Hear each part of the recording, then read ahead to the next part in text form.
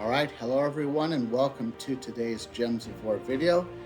In this video, I'm covering the Gems of War news article about version 8.0. And so I will link the article in the description below if you'd like to read it in its entirety. But I'm going to just give you the Cliff Notes version, or at least my version. Anyway, let's begin. So it's going to be the 8.0 is going to be called Immortals.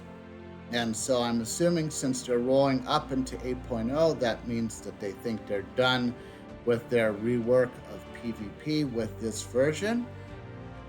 We'll see, but for now, we're gonna take them at their word for that.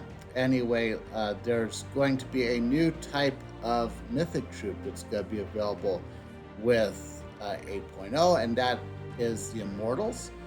Each Immortal is going to have a home kingdom and also a home PvP region, and you can use that Immortal in their home PvP region regardless of what restriction is in place for that week. So, for example, let's say that there is a Glacial Peaks Immortal, and it would make sense that if there is one, that its home PvP region would be Winter's Reach. So, and Winter's Reach right now is a mech restriction. So, based on what I understand, you'd be able to use that Glacial Peaks Immortal in Winter's Reach, even with the mech restriction in place. And of course, Central Spire never actually has a restriction, so the Immortals there kind of have a restriction ignored that doesn't matter. But there is something that may still make sense for Immortals to be in Central Spire. By the way, there is going to be 10 Immortals that are going to be available initially. And since there are 10 PvP regions, I'm assuming that is one per region. So, unlike literally every other troop in the game, Immortals are unlocked and leveled by collecting their Immortal Souls. And you do that during PvP season, and season 1 is going to begin very soon. You can also get the Immortal Souls from burning chests, and I'll talk about those in a little bit. But once you unlock an Immortal, it's supposed to level 1 is supposed to be the equivalent of a level 20 mythic. I think they meant to say a level 20 base mythic, but level 20 mythic is exactly what they said, so we'll go with that.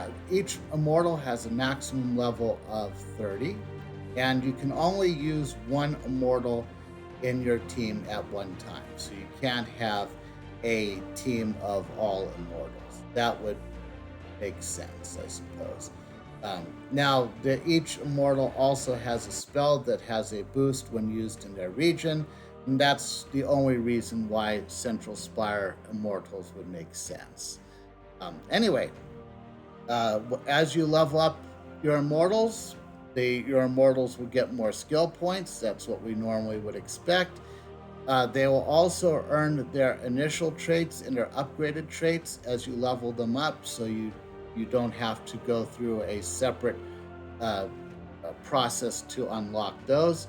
They also get their mana cost reduced, same as the shiny troops.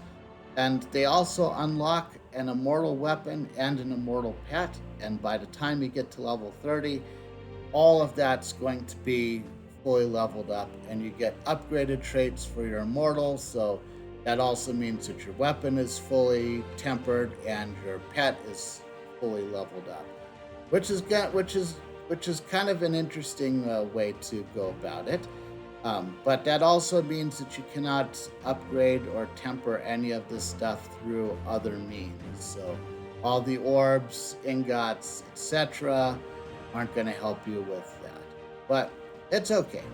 Once your Immortal is at level 30, any additional Immortal Souls that you get for that Immortal become Burning Marks, and you then use your Burning Marks to open Burning Chests.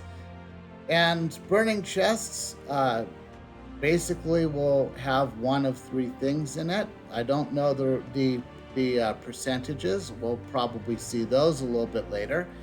But each burning chest can include some number of random immortal souls. So the souls for the immortal of that particular PvP season, or one of the other ones that's available in the chests, as well as silver and gold marks, or new bronze, silver, and gold icons. What the bronze, silver, and gold icons give you is they give you instant VP for that particular season. And if you don't want to spend them and you just want to use those to give yourself a head start for the next season, then at the end of season 1, all of the icons that you have will instantly be spent, and 10% of that VP will apply to season 2. And this is where and they didn't specify how much of the VP that you currently have that is going to apply to future seasons. My guess is that we are all going to get hit with the whammy, and all of our VP is going to go back to 0. But the article was not clear on that, so there may be an option to save some of your VP for the next season. So I guess now we're going to start off. Now we're going to talk about PvP Season 1. It is going to begin on July 22nd, and it's going to last for 11 weeks. And they're going to give everyone a grace period for week 1, so that you can switch your alliance if you want to without a penalty to your loyalty or your VP. Now, will anyone switch? I doubt it. I think people already know where they want to be. There's maybe a percentage of people that may want to switch to the Dark Order, but may have been choosing not to do so because they lose VP if they do so. But aside from that, I think that everyone that's in the Dark Order is probably going to want to stay there unless there's something else coming. And there are players that are not in the Dark Order that don't want to be in the Dark Order, and they're probably not going to be encouraged to switch to the Dark Order either. But anyway, season 1 PvP season is, you might have guessed it, is going to have a season pass. The season pass and the goals that give you credit towards the pass sound exactly the same as the campaign pass, where you're going to have 3 different goals every week. Complete those goals, you advance through the different tiers, and there's going to be a premium pass that you're going to need to buy in order to get all of the possible tiers, whereas as the free-to-play players and players with just a regular pass will be capped at a certain tier. But like I said, for now, assume the PvP season pass works exactly the same as the campaign pass, and you probably understand 90%. And then the last thing of note is that the Alliance skill bonus is now going to apply to PvP defense.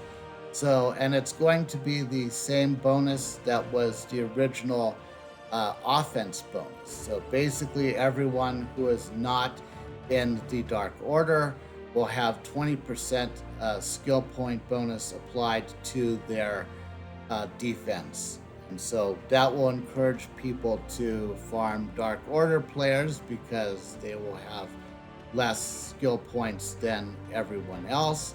But aside from that, as things stand right now, there's no reason to suspect the Dark Order is not going to practically own every single PvP region, every single Citadel, and every single PvP region for the foreseeable future.